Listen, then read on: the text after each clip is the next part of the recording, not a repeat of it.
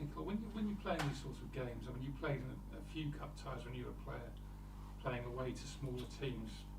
How do you sort of prepare the players? Because it's obviously a tight crowd, everyone's on top of you.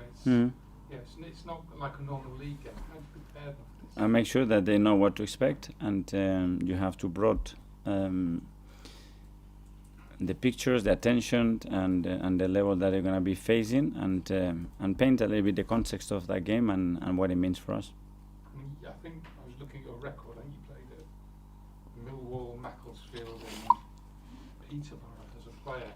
Can you sort of remember those games and what they were? I have flashes. I can't remember every game, but I have flashes, and I had as well some tough experiences. So hopefully we've learned, and we have a really recent one last year. I presume playing someone like Millwall is quite a test, playing differently to playing in the Premier League. It is a very different game because they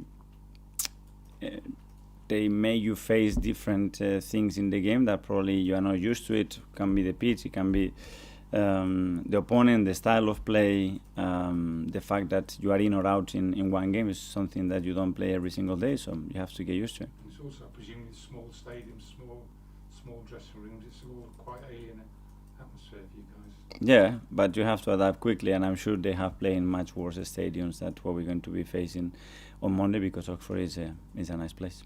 Just on a different subject, I mean, we're presuming going to make quite a few changes for the game just because of resting, whatever. Someone like Rob Holding, it's been difficult for him, being such a loyal player, probably a longer serving player, not to be able to involve him as much as he would have liked. But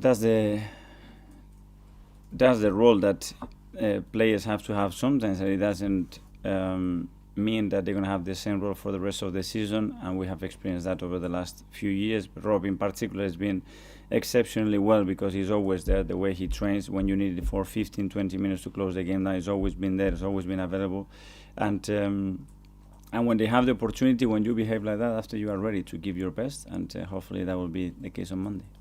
Does Emil have a chance of playing? Yes. Yeah. What's he been like when he's been sort of out? Because in his absence, the team have obviously gone off like that, and he's on the sidelines, and your attacking side is kind of quite settled now.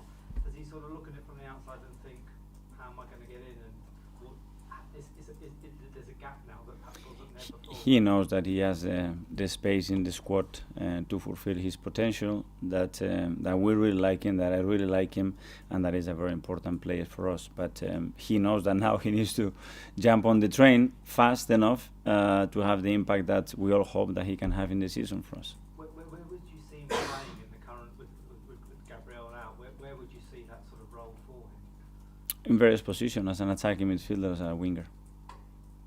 His return is sort of quite timely because it allows you gives you the options maybe to replace Martin or on either of the two wings.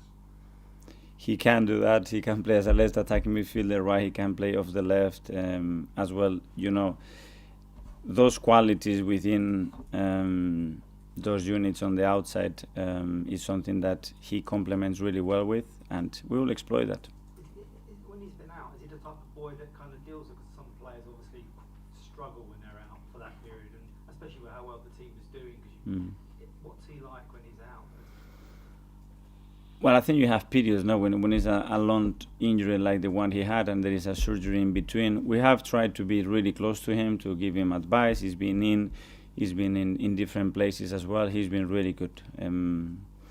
We talked about his mood, his energy, and how much he has to be living with the team in this period, and he's been really good.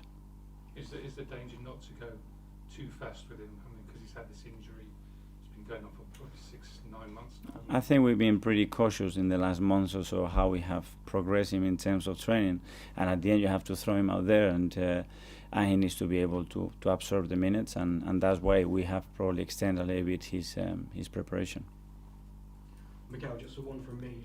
When you joined the club over 3 years ago, there seemed to be a real toxic kind of atmosphere in the fan base and a split fan base.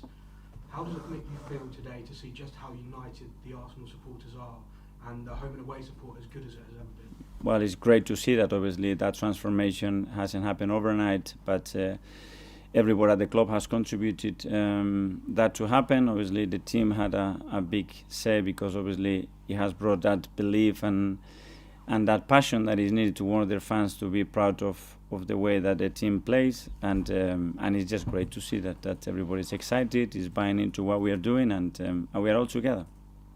Quite a few of the players are talking about how Gabriel Jesus has helped them even when he's injured, as Eddie was talking about. Can you explain how he's been helping them though? Because none of the players actually said in what way does he help them in terms of the kind of what to do. Because he's always around the place with a smile on his face, but at the same time really demanding, giving advices, protecting each other.